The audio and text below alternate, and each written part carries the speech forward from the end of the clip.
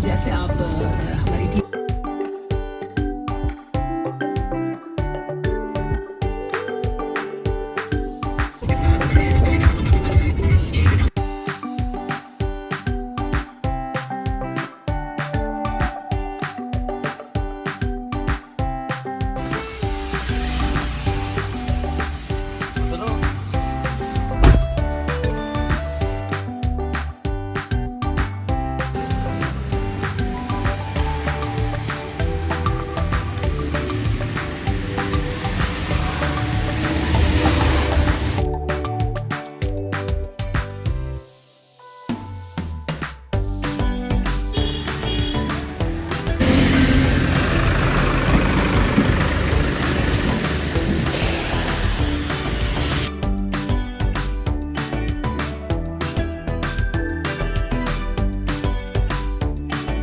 लखनऊ में एक रेस्टोरेंट भी है गोमती नगर में, बाटी चोखा का, बहुत VIP मोस्टली बोलूँगा तो आज वो हो भी नहीं पा पाया है।